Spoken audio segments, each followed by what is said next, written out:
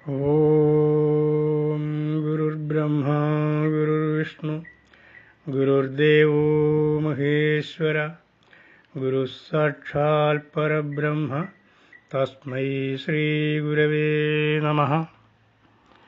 പ്രിയ ശ്രോതാക്കളെ, പഠിതാക്കളെ, ഇന്ന് ദർശനമാലയിലെ 10ാം അധ്യായമായ നിർവാണ ദർശനത്തിലെ 9ാമത്തെ ശ്ലോകത്തിൻ്റെ അർത്ഥം പറയുന്നു.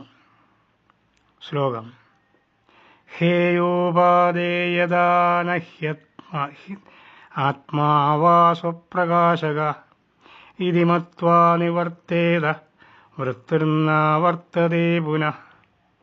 ഒന്നും കൂടി: ഹേയോപാദേയദാ നഹ്യാത്മാ സ്വപ്രകാശക ഇതി മത്വാ നിവർത്തേത വൃത്തിർനാവർത്തതേ പുനഃ. അന്വയം: ആത്മാ സ്വപ്രകാശക അസ്യ ഹേയ വ ഉപാദേയതാ നഹി ഇതി മത്വാ വൃത്തിഃ നിവർത്തേത പുനഃ ന ആവർത്തതേ. അർത്ഥം: ആത്മാവ് സ്വപ്രകാശമാണ്. അതിന് ഉപേക്ഷിക്കപ്പെടേണ്ടതായോ അല്ലെങ്കിൽ സ്വീകരിക്കപ്പെടേണ്ടതായോ യാതൊന്നുമില്ല. ഇങ്ങനെ ബോധ്യപ്പെട്ട് എല്ലാം അറിഞ്ഞവനായി എല്ലാ വൃത്തികളിൽ നിന്നും നിവൃത്തനാവുക. എന്നാൽ പുനരാവർത്തി ഉണ്ടാവുകയില്ല. ആത്മാവ് സ്വയം പ്രകാശമാണ്. അതായത് ആത്മാവ് മറ്റൊന്നിനാൽ പ്രകാശിപ്പിക്കപ്പെടുന്ന വസ്തുവല്ല. അഥവാ ആത്മാവിനെ പ്രകാശിപ്പിക്കുന്നതായ മറ്റൊന്നില്ല എന്ന് പറഞ്ഞാൽ ഇതിൻ്റെ അർത്ഥം ഞാൻ സ്വയം പ്രകാശകനാണ്, ഞാൻ മറ്റ് ഒന്നിനാൽ പ്രകാശിപ്പിക്കപ്പെടുന്ന വസ്തുവല്ല എന്നർത്ഥം. ഇത് ദൈവവിശ്വാസത്തിന് വിരുദ്ധമല്ലേ എന്ന് ചോദിച്ചാൽ, എന്നെ ദൈവം സൃഷ്ടിച്ചതാണ് എന്ന് പറഞ്ഞാൽ ആ വിശ്വാസത്തിനെതിരാണ്.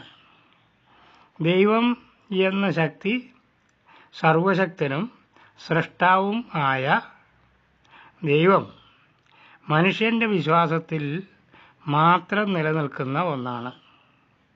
ദൈവം എന്നെ സൃഷ്ടിച്ചു എന്ന് ഞാൻ വിശ്വസിക്കുന്നതായാൽ ദൈവം എന്നെ സംബന്ധിച്ച് എന്നെ സൃഷ്ടിച്ചു എന്ന് എൻ്റെ വിശ്വാസത്തിൽ മാത്രം നിലനിൽക്കുന്നതാണ്.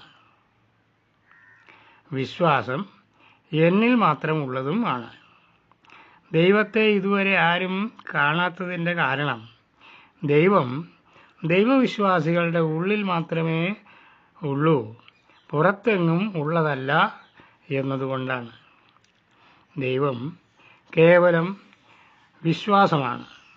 എനിക്ക് ദൈവം ഉണ്ടാകുന്നത് ഞാൻ ദൈവത്തെ വിശ്വസിക്കുമ്പോഴാണ്. അതായത് ഞാനെന്നത് സത്യവും ദൈവം കേവലം സങ്കല്പകൽപ്പിതവുമാണ്. ഇതിൽ നിന്ന് ഒരു കാര്യം വ്യക്തമാണല്ലോ: ഞാൻ എന്ന ആത്മാവ് ദൈവത്താലോ മറ്റ് എന്തെങ്കിലും വസ്തുവിനാലോ പ്രകാശിപ്പിക്കപ്പെട്ടിട്ടുള്ള ഒന്നല്ല. ദൈവവും ഈ ജഗത്തും സർവ്വതും ആത്മാവിൻ്റെ സങ്കല്പത്താൽ നിർമ്മിതമാണ്, ആത്മാവിനാൽ പ്രകാശിതമാണ്. ആത്മാവ് സ്വപ്രകാശമാണ്. അസ്യ ഹേയോപാദേയതാ നഹി, ഇതിന്, അതായത് ഈ ആത്മാവിന് ഹേയമായോ ഉപാദേയമായോ യാതൊന്നും ഇല്ല. ഹേയം എന്ന് പറഞ്ഞാൽ വേണ്ടാത്തത്, ത്യജിക്കപ്പെടേണ്ടത് എന്നും ഉപാദേയം എന്നാൽ സ്വീകരിക്കപ്പെടേണ്ടത്, അനുപേക്ഷണീയമായത് എന്നുമാണ് അർത്ഥം. അതായത് ആത്മാവിന് തള്ളേണ്ടതായിട്ടോ കൊള്ളേണ്ടതായിട്ടോ യാതൊന്നും ഇല്ല.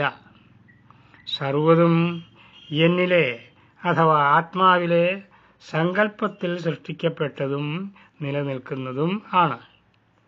ഈ കാണുന്ന ജഗത്തും അതിലുള്ള വസ്തുക്കളും ഞാൻ മനസ്സും ഇന്ദ്രിയങ്ങളും ഉപയോഗിച്ച് സൃഷ്ടിച്ച് നിലനിർത്തുന്നതാണ്.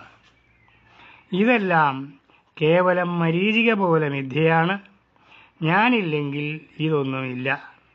ഞാൻ ജനിച്ചു എന്നും ഇനി മരിക്കും എന്നും മറ്റും ഉള്ളതും മനസ്സുണ്ടാക്കുന്ന ഭ്രമം മാത്രമാണ്. മരണവുമില്ല, പുറപ്പുമില്ല, വാഴ്വും നരസുരരാതിയുമില്ല നാമരൂപം. മരുവിലമർന്ന മരീചി നീരുപോൽ നിൽപ്പൊരു പൊരുളാം പൊരുളല്ലിതോർത്തിടേണം.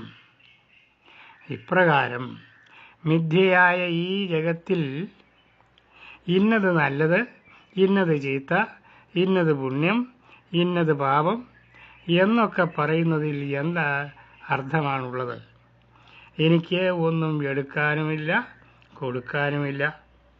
ഞാനല്ലാതെ മറ്റൊന്നില്ല. ഈ അവസ്ഥയിൽ എനിക്ക് എന്ത് കർമ്മമാണുള്ളത്? ഞാൻ ആർക്കു വേണ്ടി എന്ത് കർമ്മം ചെയ്യണം? സർവം നിറഞ്ഞ പരമാത്മാവായ ഞാൻ ഒരു കർമ്മത്തിൻ്റെയും കർത്താവോ ഭോക്താവോ അല്ല. ഇതി മത്വാ നിവർത്തേത. ഇപ്രകാരം അറിഞ്ഞുകൊണ്ട് സർവകർമ്മങ്ങളിൽ നിന്നും മുക്തനാവുക. ന ആവർത്തതേ പുനഃ. എന്നാൽ ഇനിയും ജനനമരണങ്ങൾ ആവർത്തിക്കുകയില്ല. ഞാൻ മുക്തനായി ഭവിക്കും. ഇന്നത്തെ ക്ലാസ് അവസാനിച്ചു. നമസ്കാരം.